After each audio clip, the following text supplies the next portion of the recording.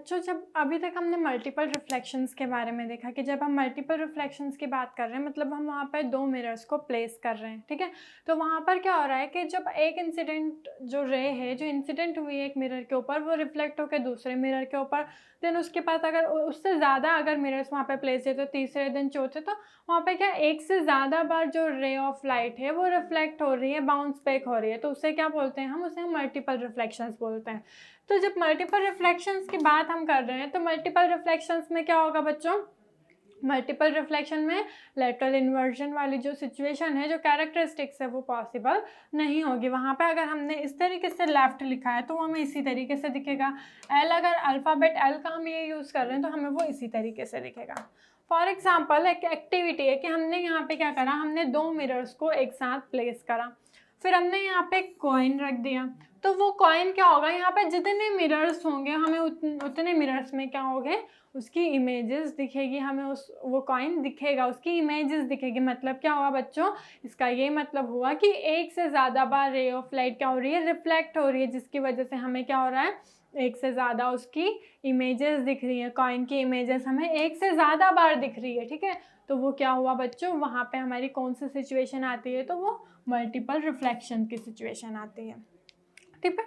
अगर हम multiple reflection में ही आगे बढ़ते हैं तो वहीं हमारे नंबर ऑफ इमेजेस की भी बात आती है कि number of images of an object place between two mirrors can be found from the following formula. मतलब कि जितनी नंबर ऑफ इमेजेस फॉर्म होंगी, कितनी बार रे ऑफ लाइट रिफ्लेक्ट हो रही है, कितनी इमेजेस फॉर्म होगी, उसका जो नंबर है वो हम इस फॉर्मूले से निकाल सकते हैं। मतलब कि number of images which is nothing but which is equals to 360 degree divided by angle between the mirrors और -1। जो भी एंगल होगा वो एंगल, जितने एंगल पे वो मिरर्स दो रखे होंगे वो एंगल, और उसके बाद में -1। इस फॉर्मूले से हम क्या निकाल सकते हैं बच्चों, अगर एक से ज़्यादा हमने मिरर्स रखे हैं वहाँ पे तो उस मिरर में कितने बार रिफ्लेक्शंस हो रहा है, नंबर ऑफ इमेजेस कितनी फॉर्म हो रही है, तो वो हम इस फॉर्मूले से निकाल सकते हैं।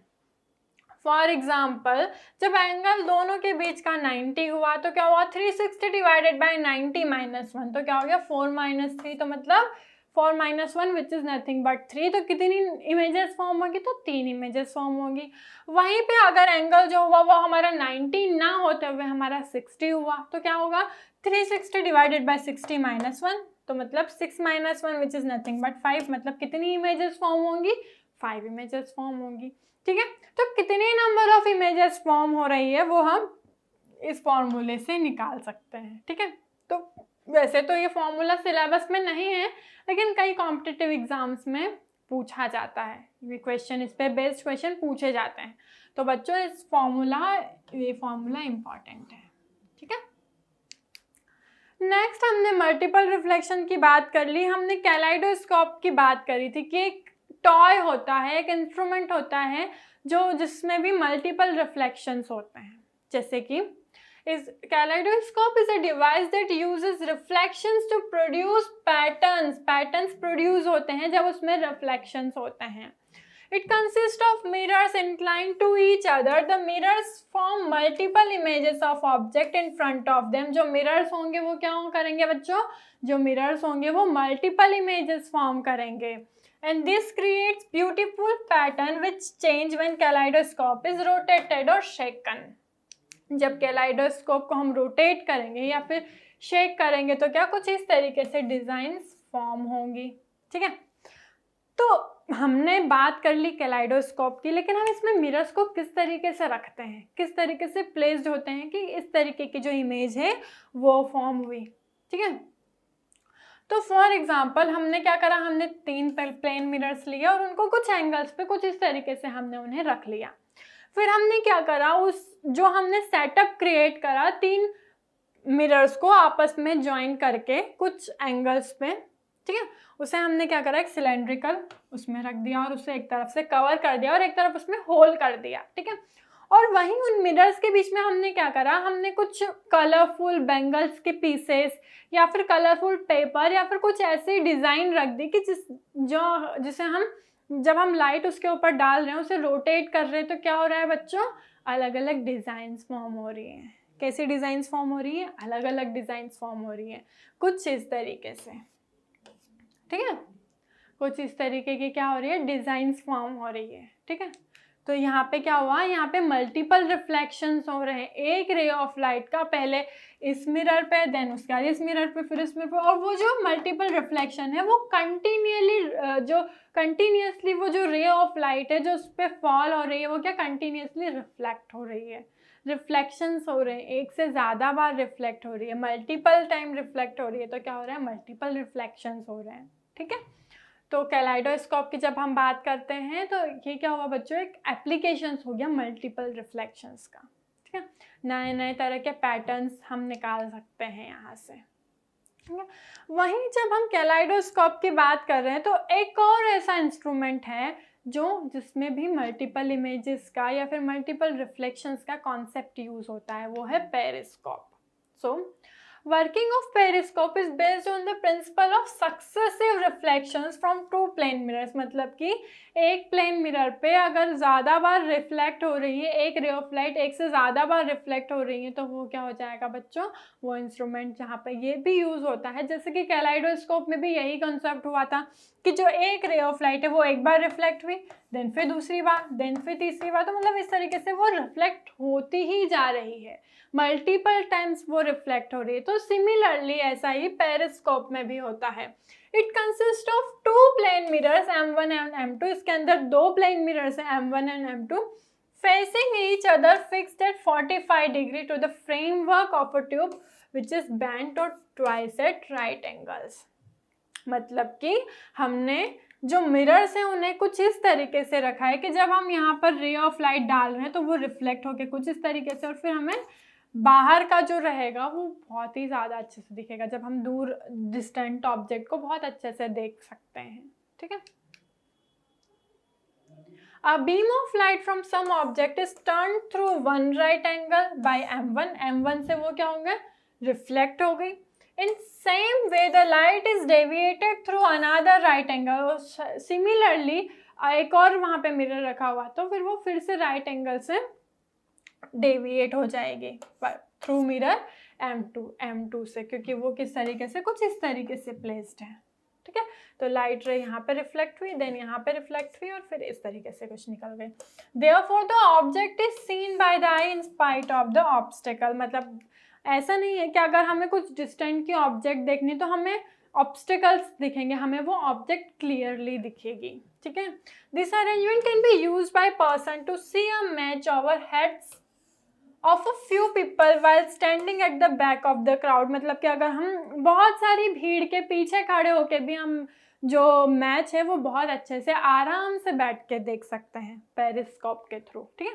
क्योंकि उसमें क्या होता है, उसमें मिरर्स कुछ इस तरीके से प्लेस्ड होते हैं कि जो रे ऑफ लाइट है वो रिफ्लेक्ट होकर हमें बहुत अच्छे से, हम उस मैच को सामने जो हमारे, हम जिसे देखना चाहते हैं, जिस इमेज को हम देखना चाहते हैं, जैसे कि हम मैच देखना चाहते हैं, तो वो बहुत अच्छे से हमें दिखेगा। फॉर एग्जाम्पल यहाँ पे वॉल रखी हुई है बीच में, लेकिन हमें क्या करना है, इस कैंडल की इमेज को हमें यहाँ से देखना है, ठीक है। तो कैंडल लेकिन यहाँ पे वॉल के पीछे रखी हुई है, लेकिन क्या होगा, क्योंकि यहाँ पे मिरर्स लगे हुए हैं तो रे ऑफ लाइट यहाँ से रिफ्लेक्ट हुई, फर्स्ट रिफ्लेक्शन, देन वो M2 से रिफ्लेक्ट होगी और वो इस तरीके से कुछ पास होगी, देन वो M3 से रिफ्लेक्ट होगी एंड देन M4 से। तो मतलब एक यहाँ पे रिफ्लेक्ट हुई, यहाँ पे दूसरी बार, यहाँ पे तीसरी बार, यहाँ पे मतलब 4 बार रिफ्लेक्ट हुई एक ही इंसिडेंट रे, ठीक है।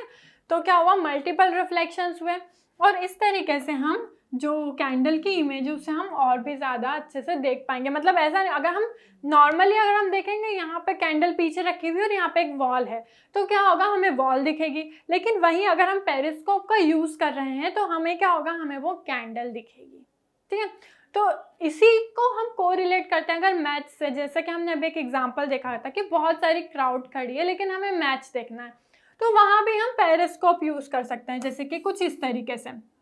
यहाँ पे हम बैठे हुए हैं, यहाँ पे रे ऑफ लाइट आई, यहाँ पे मिरर रखा हुआ है, फिर यहाँ से रिफ्लेक्ट हुई, फिर यहाँ पे एक मिरर रखा हुआ है कुछ इस तरीके से, फिर रिफ्लेक्ट हुई, तो क्या हुआ, हमें यहाँ पर जो भी हो रहा है, यहाँ पे जो मैच चल रहा है वो हमें और भी ज़्यादा अच्छे से दिखेगा, ठीक है। तो हम इस तरीके से देख सकते हैं। अब पेरिस्कोप की बात कर ली हमने, मल्टीपल रिफ्लेक्शंस के हमने दो एप्लीकेशंस देख लिए, एक हमने देख लिया कैलाइडोस्कोप और एक हमने देख लिया पेरिस्कोप। अब हम बात करेंगे डिस्पर्शन ऑफ वाइट लाइट की, ठीक है। तो डिस्पर्शन ऑफ वाइट लाइट के ऊपर कई सारे एक्सपेरिमेंट्स किए गए। न्यूटन ने भी एक एक्सपेरिमेंट किया।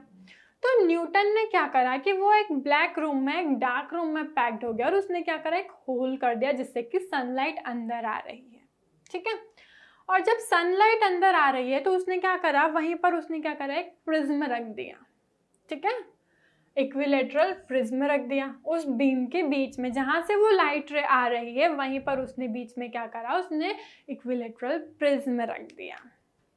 फिर उसने जब प्रिज्म रखा तो उसने क्या नोटिस करा कि जो वाइट लाइट है वो प्रिज्म के ऊपर फॉल हो रही है, लेकिन जो वाइट लाइट उसे मिल रही है वो क्या हो रही है, वो 7 कलर्स में डिस्ट्रीब्यूट हो रही है या फिर डिस्पर्स हो रही है। मतलब जब लाइट इंसिडेंट हुई थी प्रिज्म के ऊपर तो तब तो वो एक वाइट लाइट थी, लेकिन जब वो बाहर आ रही है, वो रिफ्लेक्ट होके जब वो बाहर आ रही है रेज, तो वो क्या हो गई, वो 7 कलर्स में डिस्पर्स्ड हो गई, 7 कलर्स में डिस्पर्स्ड हो गई, ठीक है। या फिर कौन किस ऑर्डर में डिस्पर्स्ड हुई बच्चों, वो इस ऑर्डर में डिस्पर्स्ड हुई।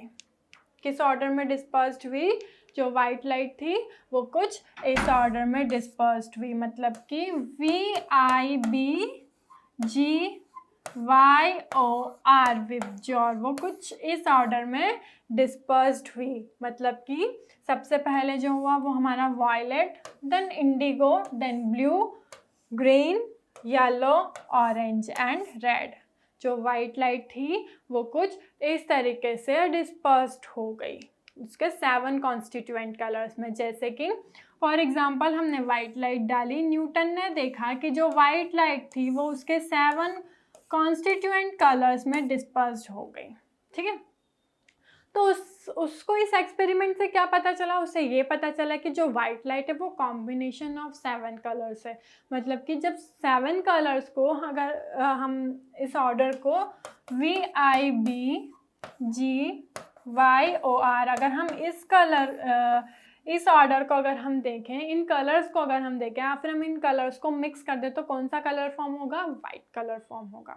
या फिर वाइट लाइट जब प्रिज्म से डिस्पर्स्ड होती हैं या फिर प्रिज्म से रिफ्रैक्ट होंगी, बाहर आएंगी, तो क्या होंगे बच्चों, 7 कलर्स में डिस्पर्स्ड हो जाएंगे। वो 7 कलर कुछ इस ऑर्डर में है, विबज्योर के ऑर्डर में है। अगर हम सिंपल लैंग्वेज में बात करें तो VIBGYOR, violet, indigo, blue, green, yellow, orange and red, ये वो 7 कलर्स है जिसमें जो वाइट लाइट होगी वो डिस्पर्स्ड होगी, ठीक है। तो डिस्पर्शन की जब हम डेफिनेशन देखें तो क्या कह सकते हैं, हमें ये तो समझ आ गया कि वाइट लाइट 7 कलर्स में डिस्पर्स हो गई। तो डिस्पर्स का मतलब क्या है, डिस्पर्शन का मतलब क्या है। So the phenomena due to which white light splits into 7 colours, और वो 7 कलर्स कौन से हो गए, violet, indigo, blue, green, yellow, orange और रेड। इन 7 कलर्स में जब एक इक्विलेटरल प्रिज्म से पास होगी और इन 7 कलर्स में क्या हो जाएंगी, वो स्प्लिट हो जाएंगी। तो बच्चों वो क्या हो गया, वो डिस्पर्जन हो गया। उस फिनोमिना को हम क्या बोल सकते हैं, उस फिनोमिना को हम डिस्पर्जन बोलेंगे। कि किसी भी इक्विलेटरल प्रिज्म के ऊपर अगर हम वाइट लाइट फॉल करते हैं, इंसिडेंट होती है अगर वाइट लाइट, तो वो क्या करती है, वो 7 कलर्स में स्प्लिट हो जाती है। और जो splitting of white light into 7 colors which are VIBGYOR, VIBGYOR, violet, indigo, blue, green, yellow, orange and red.